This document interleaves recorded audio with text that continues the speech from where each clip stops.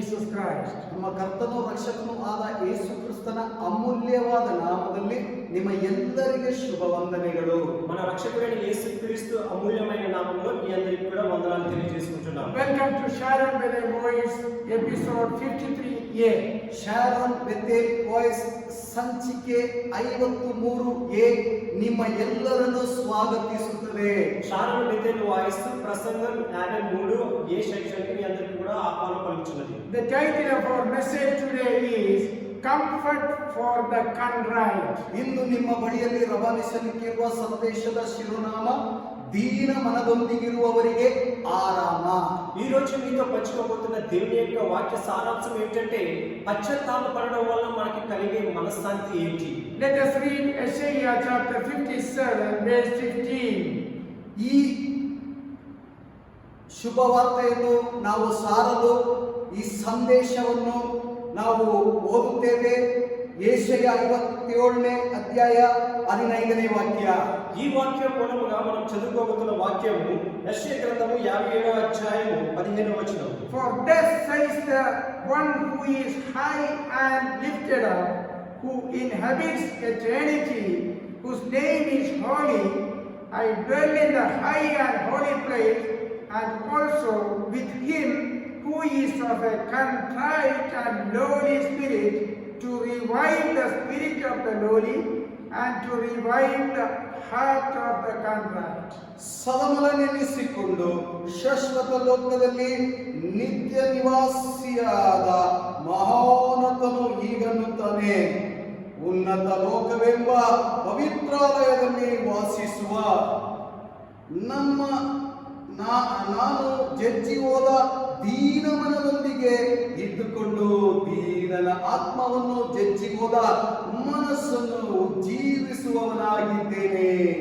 మహాగణుడును మహోన్నతుడును పరిశుద్ధుడును నిత్య నివాసీయుడైన వాడు ఇలాగ సెలవిస్తున్నాడు, నేను మహోన్నతమైన పరిశుద్ధ స్థలంలో నివసించువాడను, అయినను వినయము గల వారి ప్రాణము ఉజ్జీవింప చేయుటకును, నలిగిన వారి ప్రాణమును ఉజ్జీవింప చేయుటకును, వినయము గల వారి యొద్దను దీన మనసు గల వారి యొద్దను నివసించుచున్నాను.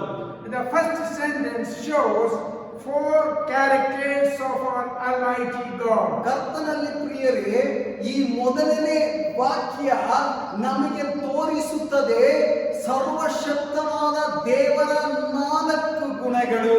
ప్రియులారా, ఇప్పుడు మనం చదువుకున్న వాక్యంలో మొదటి భాగంలో మనం చూసినట్లయితే సర్వశక్తి కలిగిన మన దేవుని యొక్క 4 గుణాలను చూపిస్తూ ఉన్నది. First, he is high. ಮೊದಲನೇದು ಮಹೋನ್ನತನು. మొదటిది మహోన్నతుడు. Second, he is lifted up. ಎರಡನೇದು ಉನ್ನತನು. రెండవది మహాగణుడు. Third, he inhabits eternity. ಕರ್ತನಲ್ಲಿ ಪ್ರಿಯರೇ, ಮೂರನೇದು ಪವಿತ್ರಾಲಯದಲ್ಲಿ ವಾಸಿಸುವವನು.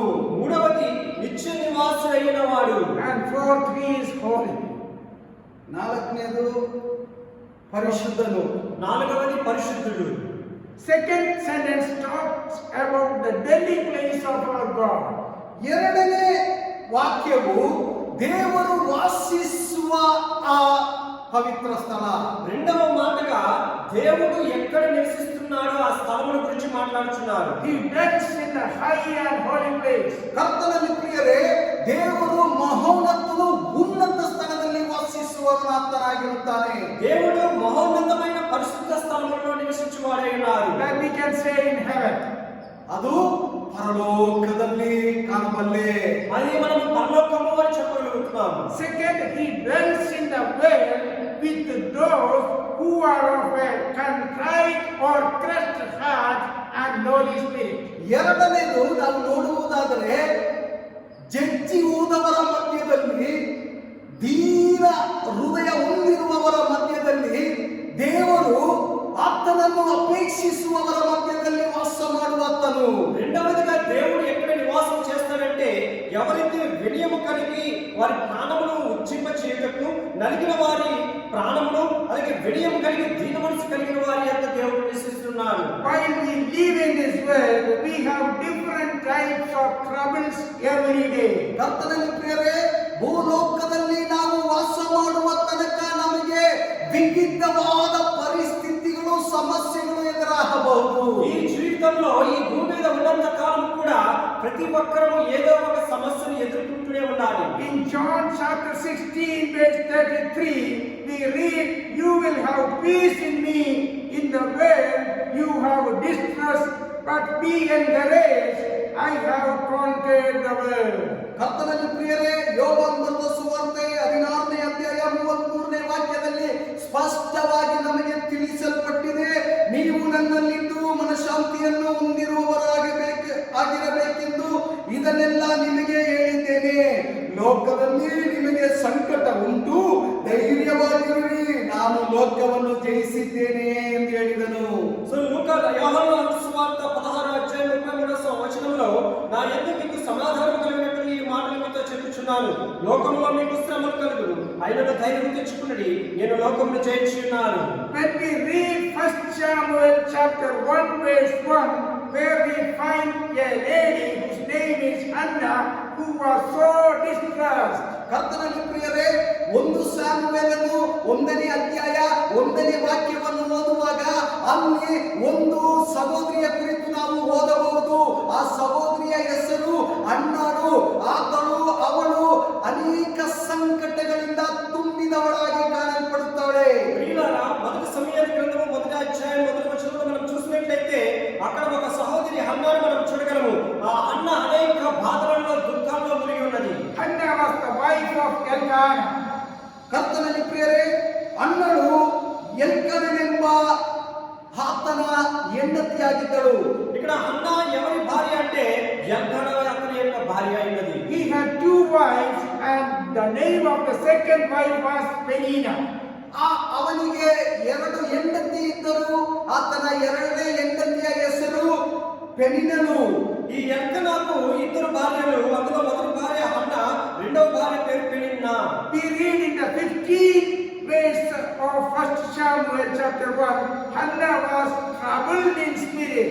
ಕರ್ತನಲ್ಲಿ ಪ್ರಿಯರೇ, 1 ಸಾಮುವೇಲ್ 1ನೇ ಅಧ್ಯಾಯ 15ನೇ ವಾಕ್ಯದಲ್ಲಿ ನಾವು ನೋಡುವಾಗ ಅಣ್ಣನು ಅನೇಕ ಸಂಕಟಗಳಿಂದ ಹೃದಯದಲ್ಲಿ ತುಂಬಿದವಳಾಗಿ ನಾವು ಕಾಣಬಹುದು. మొదటి సమూయేలు గ్రంథము 1వ అధ్యాయం 15వ వచనంలో మనం చూసినట్లయితే హన్నా మనోదుఃఖము కలదై ఉన్నది. Elkanah's family was a God-fearing family. ಎಲ್ಕನ ಕುಟುಂಬದವರು ದೇವರ ಭಯಭಕ್ತಿ ಉಳ್ಳ ಕುಟುಂಬದವರಾಗಿದ್ದರು. ఈ ఎల్కానా హన్నా వారి యొక్క కుటుంబము దేవుని యొక్క భయభక్తులు కలిగిన వారి కుటుంబమై ఉన్నది. Verse 3 says they were going every year to the temple for worship. ಕರ್ತನಲ್ಲಿ ಪ್ರಿಯರೇ, ಅವರು 3ನೇ ವಾಕ್ಯವನ್ನು ಓದುವಾಗ ವರ್ಷದಲ್ಲಿ ಒಮ್ಮೆ ಅವರು ಯಜ್ಞವನ್ನು ಸಮರ್ಪಿಸಲು ಅವರು ಹೋಗುತ್ತಿರುವುದನ್ನು ಕಾಣಬಹುದು. 3వ వచనంలో మనం చూసినట్లయితే వారి కుటుంబం అంతా కూడా సంవత్సరంలో దేవాలయానికి వెళ్ళి దేవుడిని దర్శించి దేవుడికి బలి అర్పిస్తూ ఉండేవారు. We read Hannah's trouble in verse 6. ಕರ್ತನಲ್ಲಿ ಪ್ರಿಯರೇ, ಅಣ್ಣನು ದುಃಖ ಪೀಡಿತರಾಗಿದ್ದನ್ನು ನಾವು 6ನೇ ವಾಕ್ಯದಲ್ಲಿ ಕಾಣಬಹುದು. 6వ వచనంలో మనం చదువుకున్నట్లయితే హన్నా ఎందుకు దుఃఖంతో కలిగి ఉన్నది, ఎందుకు బాధతో ఉన్నదో మనం చూడవచ్చు. And her rival Peninnah used to provoke her grievously to irritate her because the Lord had closed her womb. ಕರ್ತನಲ್ಲಿ ಪ್ರಿಯರೇ, ಪೆನಿನ್ನಳು ಆಕೆಯನ್ನು ಅಣ್ಣನನ್ನು ಅನೇಕ ವಿಷಯಗಳಲ್ಲಿ ಪ್ರಚೋದಿಸುತ್ತಾ ಬರುತ್ತಿದ್ದಳು. ಅವಳನ್ನು ಪ್ರಚೋದನೆಗೆ ಕೆರಳಿಸುತ್ತಾ ಬರುತ್ತಿದ್ದಳು. ఇక్కడ యెహోవా ఆమెకు సంతు లేకుండా చేస్తున్న హేతువును బట్టి ఆమె వైరియకు పెనిన్నా ఆమెను విసిగించుటకే ఆమెకు కోపం పుట్టించుచు వచ్చెను. In verse 7 we find that the trouble was continuous. ಕರ್ತನಲ್ಲಿ ಪ್ರಿಯರೇ, 7ನೇ ವಾಕ್ಯ ನೋಡುವಾಗ ಆ ಸಮಸ್ಯೆ ತೊಂದರೆ ಮಾಡುತ್ತಿರುವುದು ನಿಲ್ಲಲಿಲ್ಲ, ಅದು ಹಾಗೇ ಮುಂದುವರಿಯುತ್ತಿತ್ತು. 7వ వచనంలో మనం చూసినట్లయితే ఆ హన్నాకు ఆ దుఃఖం ఇంకా అలా పెరుగుతూనే వస్తూ ఉన్నది. There also we read Hannah was weeping and she was not eating. ಕರ್ತನಲ್ಲಿ ಪ್ರಿಯರೇ, ಆಕೆಯು ಅಣ್ಣಳು ಅಳುತ್ತಾ ಇರುತ್ತಿದ್ದಳು, ಅವಳು ಏನು ತಿನ್ನುತ್ತಿರಲಿಲ್ಲ. హన్నా అలాగా కట్టుగా ఏడుస్తూ వస్తూ ఉంది, ఆహారం ఏమి తీసుకోకుండా అలా బాధతో దుఃఖంలో ఉన్నది. Her husband Elkanah was so kind to her. ಆತನ ಗಂಡನು ಅತಿ ಪ್ರೀತಿಯುಳ್ಳವನಾಗಿ ಹಣ್ಣಳ ಜೊತೆ ಇದ್ದಳು. ఆమె భార్య అయిన ఎల్కనా ఆమె దగ్గర చాలా ప్రేమతో కలిగి ఉండి ఆమెను ఓదారుస్తున్నాడు. 1 Samuel chapter 1 verse 5 we read Elkanah gave a double portion to his wife because he loved her. ಕರ್ತನಲ್ಲಿ ಪ್ರಿಯರೇ, 1 ಸಾಮುವೇಲ 1ನೇ ಅಧ್ಯಾಯ 5ನೇ ವಾಕ್ಯದಲ್ಲಿ ಅವನು ಹನ್ನಳನ್ನು ಬಹಳವಾಗಿ ಪ್ರೀತಿಸಿದರು. ಯೆಹೋವನು ಆಕೆಗೆ ಮಕ್ಕಳನ್ನು ಕೊಡಲಿಲ್ಲವಾದ್ದರಿಂದ ಆಕೆಗೆ ಒಂದು ಭಾಗವನ್ನು ಮಾತ್ರ ಕೊಡುತ್ತಿದ್ದನು. ఇక్కడ చూసినట్లయితే 5వ వచనంలో హన్నాకు తన భర్త రెండు మార్లు రెండింతల ఆశ ప్రేమను చలికి చూపిస్తూ ఉన్నాడు. And when we read verse 8, we find there, Hannah, why do you weep and why do you not eat and why is your heart sad? Am I not more to you than 10 sons? ಕರ್ತನಲ್ಲಿ ಪ್ರಿಯರೇ, 8ನೇ ವಾಕ್ಯವನ್ನು ನೋಡುವಾಗ ಆಗ ಆಕೆಯ ಗಂಡನಾದ ಎಲ್ಕನನು ಆಕೆಗೆ, ಹನ್ನ, ಏಕೆ ಅಳುತ್ತಿ? ಉಣ್ಣದಿರುವುದಕ್ಕೇನು ಕಾರಣ ಎಂದು ಕೇಳುತ್ತಿದ್ದನು. 8వ వచనంలో మనం చదువుకుందాం. ఆమె పెళ్లి అని ఎల్కనా, అన్న నువ్వెందుకు ఏడ్చుచున్నావు? నీవు భోజనము మానివేయలా? నీకు మనోవిచారం ఎందుకు కలిగినది? 10 మంది కుమారుల కంటే నేను నీకు విశేషమైన వాడను కానా అని ఆమెతో చెప్పుచూ వచ్చాడు. Here we find a fact that our loved ones have limitations to help us in our troubles. ಕರ್ತನಲ್ಲಿ ಪ್ರಿಯರೇ, ಈ ವಿಷಯವನ್ನು ನಾವು ಓದುವಾಗ ನಮಗೆ ಒಂದು ಸಂಗತಿ ತಿಳಿದು ಬರುತ್ತದೆ. ನಮ್ಮನ್ನು ಹೆಚ್ಚಾಗಿ ಪ್ರೀತಿ ಮಾಡುವವರಿಗೂ ಒಂದು ಮಿತಿ ಉಂಟು. ಅವರು ಮಿತಿಯಾಗಿ ನಮ್ಮನ್ನು ಪ್ರೀತಿಸುತ್ತಾರೆ. ఈ వాక్యం మనం చదివినప్పుడు మనం అర్థం చేసుకునేది ఏంటంటే, మనల్ని ఎవరు ఎక్కువగా ప్రేమించినప్పటికీ లోకంలో వారికంటూ ఆ ప్రేమకంటూ ఒక పరిమితి ఉంటుందని అర్థం చేసుకుంటున్నాం. What did Hannah do to get rid of her distress due to the continuous provocation? ಅನ್ನಲು ಈ ಮನಸ್ಥಿತಿಯಿಂದ, ಈ ದುಃಖದಿಂದ, ಈ ಸಂಕಟದಿಂದ ಹೊರಗೆ ಬರಲು, ಈ ಪ್ರಚೋದನಕಾರಿ ಹೇಳಿಕೆಯಿಂದ ಹೊರಗೆ ಬರಲು ಏನೆಲ್ಲ ಮಾಡಬೇಕಾಗಿತ್ತು? ఈ హన్నా యొక్క ఈ దుఃఖముల నుండి బయటకు రావడానికి, ఆ దుఃఖం నుండి విడుదల పొందడానికి హన్నా ఏమేమి చేసిందో ఒకసారి మనం చూద్దాం. Verse 10 says she was deeply distressed and prayed to the Lord and wept bitterly. ಕರ್ತನಲ್ಲಿ ಪ್ರಿಯರೇ, 10ನೇ ವಾಕ್ಯವನ್ನು ನೋಡುವಾಗ ಹೋಗಿ ಬಹು ದುಃಖದಿಂದ ಕಣ್ಣೀರು ಸುರಿಸುತ್ತಾ ಯೆಹೋವನನ್ನು ಕುರಿತು ಸೇನಾಧೀಶ್ವರನ ದೇವರ ಸಮ್ಮುಖದಲ್ಲಿ ಅಳುತ್ತಾ ಇದ್ದಳು. 10వ వచనంలో మనం చూసినట్లయితే బహు దుఃఖ కాంతురాలే వచ్చి యెహోవా సన్నిధిని ప్రార్థన చేయొచ్చు బహుగా ఏడ్చుచూ ఉండెను. And verse 11, she vowed a vow and said, O Lord of hosts, if you will indeed look on the affliction of your servant and remember me and not forget your servant, but will give to your servant a son, then I will give him to the Lord all the days of his life, and no razor shall touch his head. 11ನೇ ವಾಕ್ಯ, ಸೇನಾಧೀಶ್ವರನಾದ ಯೆಹೋವನೇ, ನಿನ್ನ ದಾಸಿಯ ದುಃಖವನ್ನು ಪರಾಮರಿಸು, ನನ್ನನ್ನು ತಿರಸ್ಕರಿಸದೆ ಕನಿಕರವಿಟ್ಟು ನನಗೊಬ್ಬ ಮಗನನ್ನು ಕೊಡಬೇಕು. ಅವನು ಜೀವದಿಂದಿರುವ ತನಕ ನಿನ್ನವನಾಗಿಯೇ ಇರುವ ಹಾಗೆ ನನಗೆ ಪ್ರತಿಷ್ಠಿಸಿ ಕೊಡುವನು. ಅವನ ತಲೆಯ ಮೇಲೆ ಶೌರ್ಯ ಕತ್ತಿಯನ್ನು ಬರಗೊಡುವುದಿಲ್ಲ ಎಂದು ప్రార్థించి అరికే మాడిదను. 11వ వచనం మనం చదువుకుందాం. సైన్యములకు అధిపతి యెహోవా, నీ సేవకురాలైన నాకు కలిగిన శ్రమను చూచి నీ సేవకురాలైన నన్ను మరొక నన్ను జ్ఞాపకము చేసుకుని నీ సేవకురాలైన నాకు మగపిల్లను దయచేసిన యెడల వాని తల మీదకి క్షారము కత్తి ఎన్నటికి రానియక వారి బ్రతుకు దినములన్నిటిని నేను వారిని యెహోవాకు నీకు అప్పగిత్తునని మొక్కుబడి చేసుకొనెను. ఆమె యెహోవా సన్నిధిని ప్రార్థన చేయుచుండగా ఏలీ ఆమె నోరు కనిపెట్టుచుండెను. We learn many things from Hannah's prayer of one sentence. ಕರ್ತನಲ್ಲಿ ಪ್ರಿಯರೇ, ಹನ್ನಳ ಒಂದು ವಾಕ್ಯ ಪ್ರಾರ್ಥನೆಯನ್ನು ಕೇಳುವಾಗ ಅನೇಕ ವಿಷಯಗಳನ್ನು ಈ ಪ್ರಾರ್ಥನೆಯ ಕುರಿತು ನಾವು ಕಲಿಯಬಹುದು. ఇక్కడ హన్నా చేస్తున్న ప్రార్థన విషయాలన్నీ చూసినట్లయితే మనం ఒక మాటను మనం జాగ్రత్తగా గమనించవచ్చు. She knew whom was she praying to. ಅವಳಿಗೆ ಗೊತ್ತುಂಟು, ಅಣ್ಣನಿಗೆ ಗೊತ್ತುಂಟು, ನಾನು ಯಾರೊಂದಿಗೆ ಪ್ರಾರ್ಥನೆ ಮಾಡುತ್ತಿದ್ದೇನೆ ಎಂಬುದಾಗಿ. ఇక్కడ హన్నాకి తెలుస్తుంది ఎవరితోనే తన ప్రార్థన చేస్తుంది, ఎవరితో తను మాట్లాడుతున్నది. She prayed to the Lord of hosts. ಕರ್ತನಲ್ಲಿ ಪ್ರಿಯರೇ, ಆಕೆಯು ಪ್ರಾರ್ಥನೆ ಮಾಡುತ್ತಿದ್ದುದು ಸಾಧಾರಣವಾದ ದೇವರಲ್ಲ, ಸರ್ವಶಕ್ತನಾದ ಸೇನಾಧೀಶ್ವರನಾದ ದೇವರೊಂದಿಗೆ. ఆమె మాట్లాడుతున్నది, ఆమె ప్రార్థన చేస్తున్నది ఎవరంటే సర్వశక్తి కలిగిన రాజులకు రాజు అయిన యెహోవా దేవుడితో మాట్లాడుచున్నది. It is a model prayer to us. We need to know to whom we are praying. ಕರ್ತನಲ್ಲಿ ಪ್ರಿಯರೇ, ನಮಗೂ ಗೊತ್ತಾಗಬೇಕು ಯಾರೊಂದಿಗೆ ಯಾರ ಬಳಿಯಲ್ಲಿ ನಾವು ಪ್ರಾರ್ಥಿಸುತ್ತಿದ್ದೇವೆ ಎಂಬುದಾಗಿ. మనము కూడా జాగ్రత్తగా గమనించుకోవాలి. మనం ప్రార్థన చేస్తున్నప్పుడు ఎవరికి ప్రార్థన చేస్తున్నాము, ఎవరితో మనం మాట్లాడబోతున్నాము అనేది మనం జాగ్రత్తగా గమనించుకుందాం. As we read in 57:15, our Lord, who is high and lifted up, who inhabits eternity, whose name is holy. ಕರ್ತನಲ್ಲಿ ಪ್ರಿಯರೇ, ಯೆಶಾಯ 57ನೇ ಅಧ್ಯಾಯ 15ನೇ ವಾಕ್ಯದಲ್ಲಿ ನಾವು ಓದಿದಾಗೆ, ಸದಮಲ ನೆನೆಸಿಕೊಂಡು ಶಾಶ್ವತ ಲೋಕದಲ್ಲಿ ನಿತ್ಯ ನಿವಾಸಿಯಾದ ಮಹೋನ್ನತನು ಹೀಗನ್ನುತ್ತಾನೆ, ಉನ್ನತ ಲೋಕವೆಂಬ ಪವಿತ್ರಾಲಯದಲ್ಲಿ ವಾಸ ಮಾಡುತ್ತಿರುವ ಸರ್ವಶಕ್ತನಾದ ದೇವರು. యెషయా గ్రంథము 57వ అధ్యాయం 15వ వచనంలో మనం చదువుకున్న విధముగా మనం ప్రార్థన చేస్తున్న మన దేవుడు ఎవరంటే మహాగణుడు, మహోన్నతుడు, పరిశుద్ధుడు, నిత్య నివాసియుడైన వాడు ఇలా సెలవిస్తున్నాడు, నేను ఈ మహోన్నతమైన పరిశుద్ధ స్థలంలో నివసించువాడని. And where does he dwell? He dwells in the high and holy place, and also with him who is of a contrite and lowly spirit, to revive the spirit of the lowly and to revive the heart of the contrite. ಕರ್ತನಲ್ಲಿ ಪ್ರಿಯರೇ, ಆತನು ಎಲ್ಲಿ ವಾಸ ಮಾಡುತ್ತಾನೆ? ಪವಿತ್ರಾಲಯದಲ್ಲಿ. ಅದು ಮಾತ್ರವಲ್ಲ, ಉನ್ನತನಾಗಿರುವ ದೇವನು ದೀನ ಮನ ಹೊಂದಿರುವವರಿಗೆ ಆತನು ಸಮೀಪವಾಗಿದ್ದಾನೆ. ಅದು ಮಾತ್ರವಲ್ಲ, ಆತನನ್ನು ಅಪೇಕ್ಷಿಸುವವರ ಮಧ್ಯದಲ್ಲಿ ಇಳಿದು ಬಂದು ವಾಸ ಮಾಡುವ ಆತನಾಗಿರುತ್ತಾನೆ.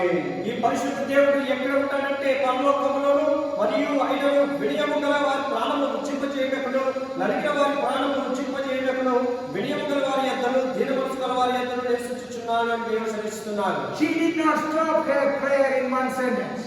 ಆದರೂ ಸಹ ಅನ್ನಳು ಒಂದು ವಾಕ್ಯದಲ್ಲಿ ಪ್ರಾರ್ಥಿಸಿ ಪ್ರಾರ್ಥನೆಯನ್ನು ನಿಲ್ಲಿಸಲಿಲ್ಲ. ఇక్కడ హన్నా సహోదరి ఒక్క మాటతో ప్రార్థన ముగించి ప్రార్థన విడిచిపెట్టలేదు. Verse 12 reads, she continued the prayer.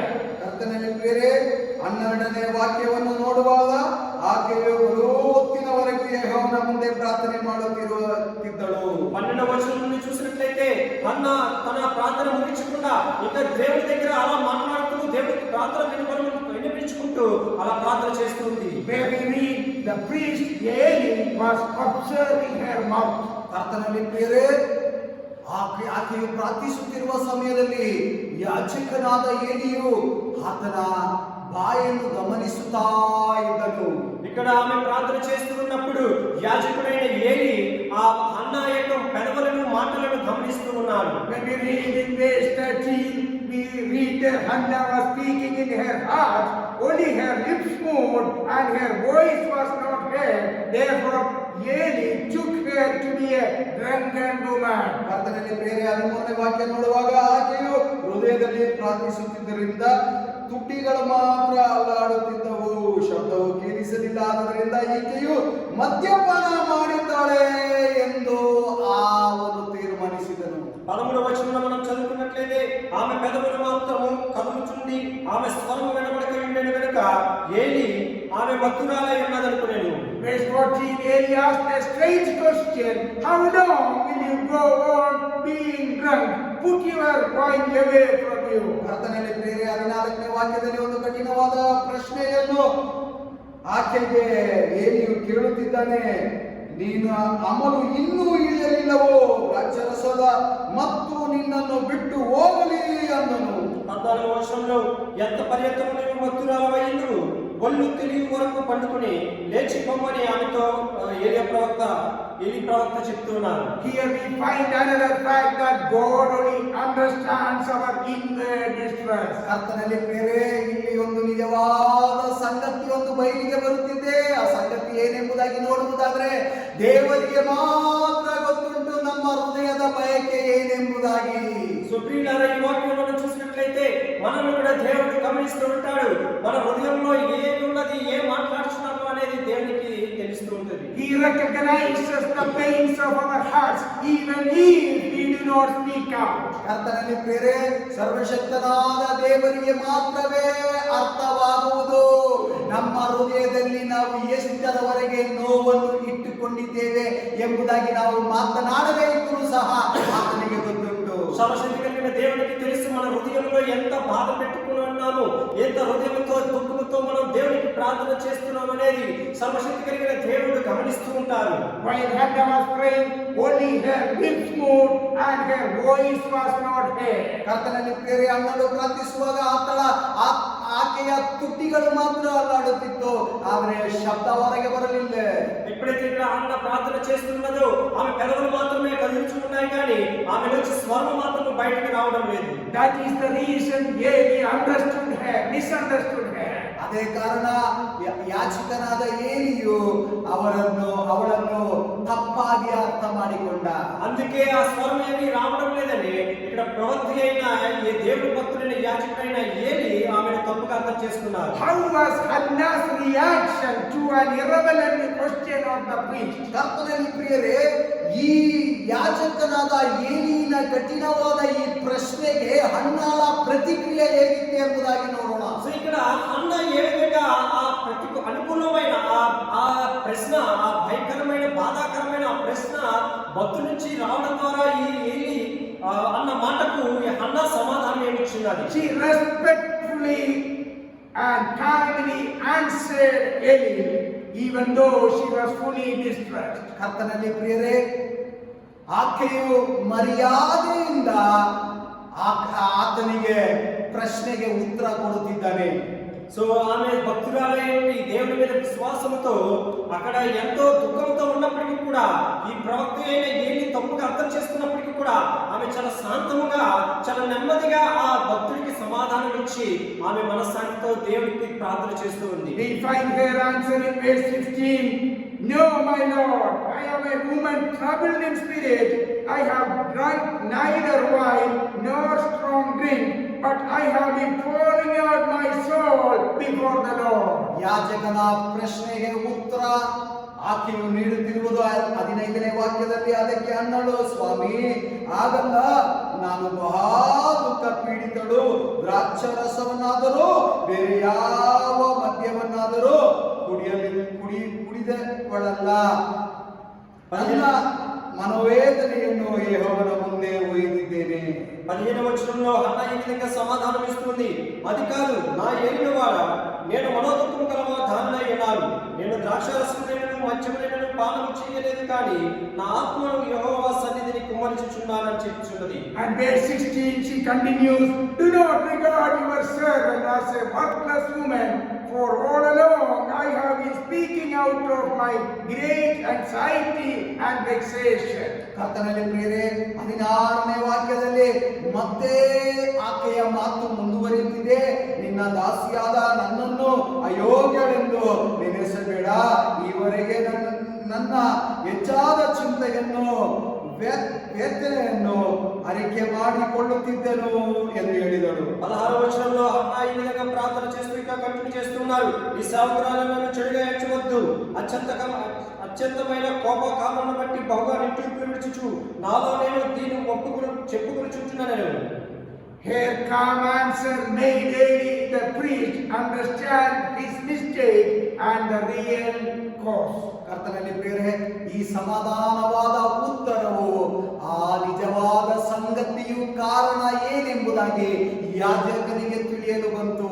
ఎప్పుడైతే ఈ హన్నా చెప్పిన మాటలు సమాధానము నెమ్మదిగా కోపపడకుండా ప్రశాంతంగా ఆమెకు సమాధానం చెప్తూ ఈ విధంగా దేవుడి దగ్గర మొరపెట్టుచున్నానని చెప్పినప్పుడు ఆ ప్రవక్త అయిన ఏలి ఆమె బాధను అర్థం చేసుకుని ఆమెతో ఈ విధంగా మాట్లాడుచున్నారు. It is an example to us.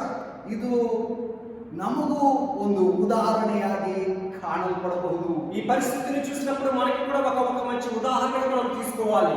Our rivals may provoke us, but let us learn to keep quiet and continue praying to God. ಕರ್ತನಲ್ಲಿ ಪ್ರಿಯರೇ, ನಮಗೆ ಪ್ರತಿ ಸ್ಪರ್ಧೆಗಳು ನಮ್ಮನ್ನು ಕೆರಳಿಸಬಹುದು. ಕೆರಳಿಸದಿರೂ ಸಹ ನಾವು ಶಾಂತವಾಗಿ ಸಮಾಧಾನದಿಂದ ಅವರಿಗೆ ಉತ್ತರವನ್ನು ನೀಡಲು ನಾವು ಸಿದ್ಧರಾಗಿರಬೇಕು. మన జీవితంలో కూడా అనేక దుఃఖాలు, అనేక కష్టాలు మనల్ని కుంగదీస్తూ ఉంటాయి. అయినప్పటికీ కూడా మనము ఈ హన్నా ఏ విధంగా ప్రశాంతంగా కలిగి ఉండి, శాంతంగా కలిగి ఉండి దేవుడి దగ్గర కన్నీరించి ప్రార్థన చేస్తుందో ఆ విధంగా మనము కూడా శాంతంగా ఉండి మన సర్వశక్తుడైన దేవుడికి మొరపెడుతూ ఉన్నట్లయితే మనం ప్రతిఫలాలు పొందుకుంటాం. When we do that, God would make our rival understand the real situation. ಕರ್ತನಲ್ಲಿ ಪ್ರಿಯರೇ, ನಾವು ಹಾಗೆ ಮಾಡುವವರಾದರೆ ನಮಗೆ ವಿರುದ್ಧವಾಗಿ ಬಂದಿರುವ ಎಲ್ಲ ಪ್ರತಿಸ್ಪರ್ಧಿಗಳಿಗೆ ಗೊತ್ತಾಗುತ್ತದೆ ನಮ್ಮ ಮಾತುಗಳು ನಮ್ಮ సమాధానకరವಾದ హృదయದಲ್ಲಿ ಹೊರಬರುವ మాటలు. మనము కూడా ఈ విధంగా ప్రశాంతంగా ఉండి దేవుడి దగ్గర ప్రార్థన చేసినట్లయితే దేవుడు మన హృదయంలోని గ్రహించి మనకి సరైన సమాధానము శాంతిని మనకు అనుగ్రహిస్తారు. In verse 17 we find Eli blessed her instead of cursing her. ಕರ್ತನಲ್ಲಿ ಪ್ರಿಯರೇ, 17ನೇ ವಾಕ್ಯದಲ್ಲಿ ಏಲಿಯಾದ ಯಾಜಕನು ಆಕೆಯನ್ನು ಆಶೀರ್ವದಿಸುತ್ತಿದ್ದಾನೆ. ಶಾಪವನ್ನು ಬಿಡುವ ಬದಲು ಆಕೆಯನ್ನು ಆಶೀರ್ವದಿಸುತ್ತಿರುವುದನ್ನು ಕಾಣಬಹುದು. 17వ వచనంలో మనం చూసినట్లయితే ప్రవక్త అయిన ఏలి ఆమెను తిట్టించి దూషించే బదులు ఆమెను ఆశీర్వదిస్తూ వెళ్ళమని చెప్తున్నారు. Eli told her, go in peace, and the God of Israel grant your petition that you have made to him. 17ನೇ ವಾಕ್ಯ, ಸಮಾಧಾನದಿಂದ ಹೋಗು, ಇಸ್ರಾಯೇಲ್ ದೇವರು ನಿನ್ನ ಪ್ರಾರ್ಥನೆಯನ್ನು ನೆರವೇರಿಸಲಿ ಎನ್ನಲು ಅಣ್ಣಲು ಏಳಿಗೆ ನಿನ್ನ ದಾಸಿಯ ಮೇಲೆ ಕಟಾಕ್ಷವಿರಲಿ ಎಂದು ಹೇಳಿ ಹೊರಟು ಹೋದಳು. 17వ వచనంలో చూసినట్లయితే అంతటా ఏలి నీవు క్షేమముగా వెళ్ళము, ఇశ్రాయేలు దేవుడితో నీవు చేసుకున్న మనవిని ఆయన దయచేయునని ఆమెతో చెప్పాడు. Verse 18 we read, let your servant find favor in your eyes. Then the woman went her way again, and her face was no longer sad. ಕರ್ತನಲ್ಲಿ ಪ್ರಿಯರೇ, 18ನೇ ವಾಕ್ಯ, ದಾಸಿಯು ಮೇಲೆ ಕಟಾಕ್ಷವಿರಲಿ ಎಂದು ಹೇಳಿ ಹೊರಟು ಹೋಗಿ ಊಟ ಮಾಡಿದಳು. ಆಮೇಲೆ ಆಕೆಯ ಮೊರೆಯಲ್ಲಿ ದುಃಖವೂ ಕಾಣಲಿಲ್ಲ. 18వ వచనంలో మనం చదువుకుందాము, ఆమె అతనితో నీ సేవకురాలైన నేను నీ దృష్టికి కృప పొందుదును గాక అనెను. తరువాత ఆ స్త్రీ తన దారిన వెళ్ళిపోయి భోజనం చేయించు నాటి నుండి దుఃఖముగా ఉండకుండా మానేసింది. We need to see the changes in the life of Hannah after her fervent prayer to the Lord. ಕರ್ತನಲ್ಲಿ ಪ್ರಿಯರೇ, ಅಣ್ಣಳ ಜೀವಿತದಲ್ಲಿ ಪ್ರಾರ್ಥನೆಯ ನಂತರ ಆತ್ಮಿಕೆಯ ಜೀವಿತದಲ್ಲಿ ಬದಲಾವಣೆಗಳನ್ನು ನಾವು ವಾಕ್ಯದ ಮುಖೇನವಾಗಿ ನಾವು ಕಂಡಿದ್ದೇವೆ.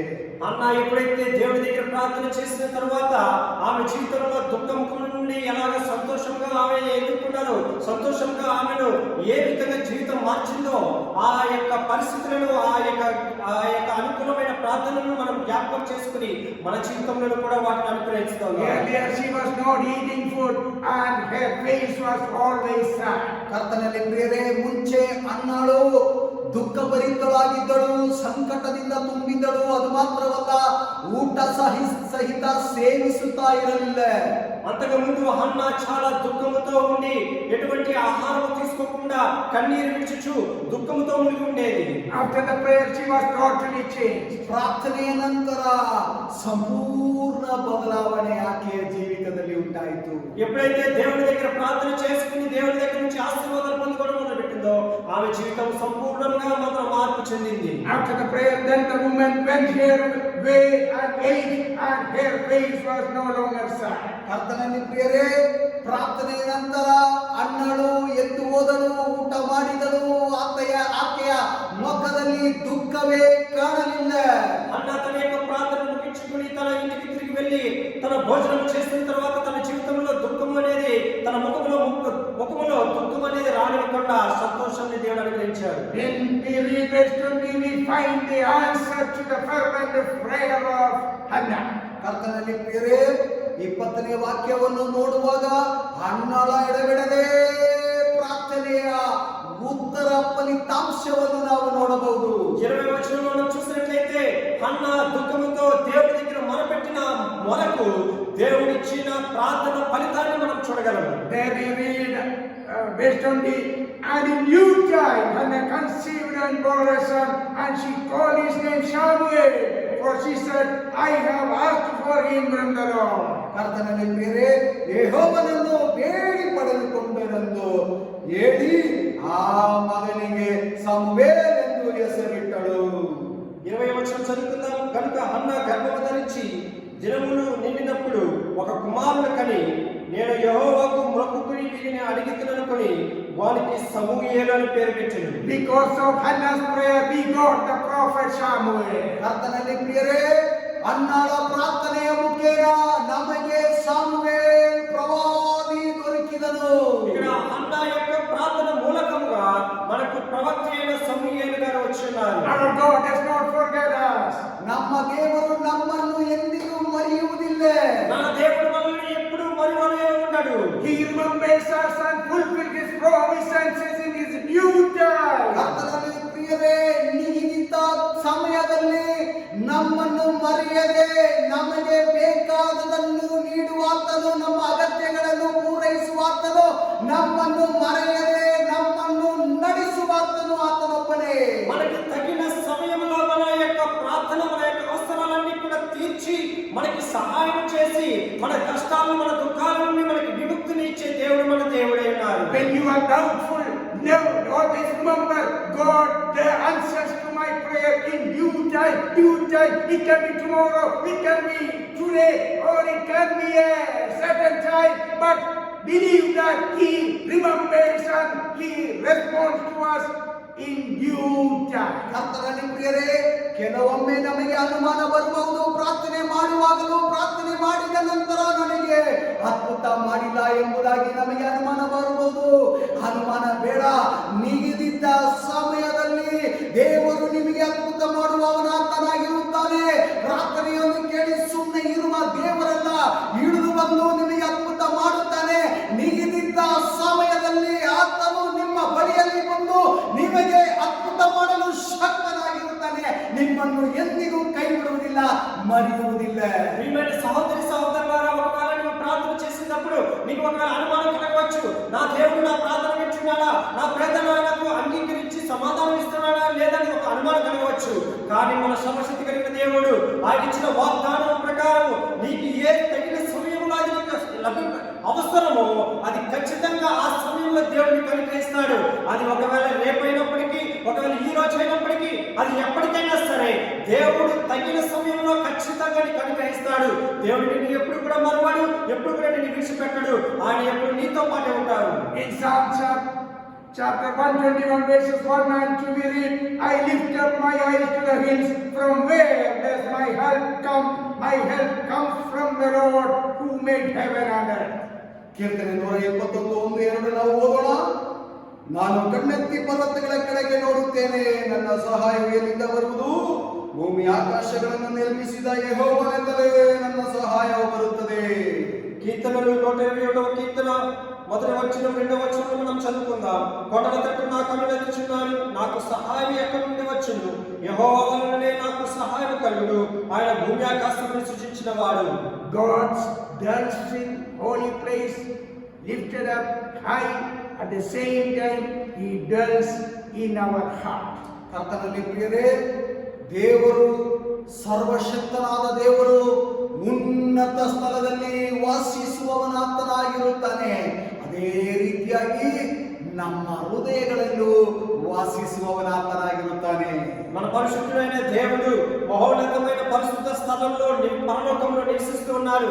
అదే సమయంలో కూడా ఆయన మన హృదయాల్లో కూడా, మన దగ్గర కూడా ఆయన జీవిస్తూ ఉన్నారు. ఎవరైతే పశ్చాత్తాపపడి విరిగి నలిగిన హృదయంతో ఉంటారో వారి దగ్గర దేవుడు ఖచ్చితంగా ఉంటారు. That is the promise of God that we already read in the beginning. Isaiah 57:15.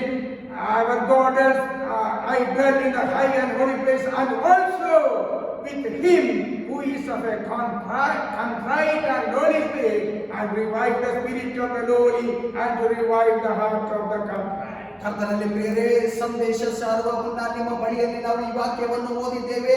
ಯೆಶಾಯ 57:15 ವಾಕ್ಯ, ಸದಮಲ ನೆನೆಸಿಕೊಂಡು ಶಾಶ್ವತ ಲೋಕದಲ್ಲಿ ನಿತ್ಯ ನಿವಾಸಿಯಾದ ಮಹೋನ್ನತನು ಹೀಗನ್ನುತ್ತಾನೆ, ಉನ್ನತ ಲೋಕವೆಂಬ ಪವಿತ್ರಾಲಯದಲ್ಲಿ ವಾಸಿಸುವ ನಾನು ಜಜ್ಜಿ ಹೋದ ದೀನ ಮನದೊಂದಿಗೆ ಇದ್ದುಕೊಂಡು ದೀನನ ಆತ್ಮವನ್ನು, ಜಜ್ಜಿ ಹೋದ ಮನಸ್ಸನ್ನು ಉಜ್ಜೀವಿಸುವವನಾಗಿದ್ದೇನೆ. సో మనం ఈ వాక్యము, ఈ ప్రసంగం మొదలవకుండా ముందే చదువుతున్న వాక్యము యెషయా గ్రంథం 57వ అధ్యాయం 17వ వచనంలో, నేను మహోన్నతమైన పరిశుద్ధ స్థలంలో నివసించువాడును, ఆయనను విడియగల వారి ప్రాణమును ఉజ్జీవింపచేయుటకును నలిగిన వారి ప్రాణమును ఉజ్జీవింపచేయుటకును వినయము గల వారి అందరూ దీన మనసు గల వారి అందరూ నివసించుచున్నారని దేవుని వాక్యం సెలవిస్తుంది. When we are in distress, never think that, we are alone, I am alone. No, according to the promise of God, God dwells in us. ಕರ್ತನಲ್ಲಿ ಬೇರೆ ಸಂಕಟದಲ್ಲಿ ಬಳಲುತ್ತಿರುವಾಗ ಅಯ್ಯೋ ನನಗೆ ಸಹಾಯ ಮಾಡಲು ಯಾರು ಇಲ್ಲ ಎಂಬುದಾಗಿ ನೆನೆಸಿಕೊಳ್ಳಬೇಡಿ. ನಿಮ್ಮ ಹೃದಯದಲ್ಲಿ, ನಮ್ಮ ಹೃದಯದಲ್ಲಿ ಸರ್ವಶಕ್ತನಾದ ದೇವರು వాసిస్తానే. సమస్యల్లో ఒకవేళ నేను ఇరుక్కుని ఉన్నప్పుడు అయ్యో నాకు ఎవరు సహాయం చేయడం లేదే, నన్ను ఎవరు చూసుకోవడం లేదే అని నువ్వు అనుకోవద్దు.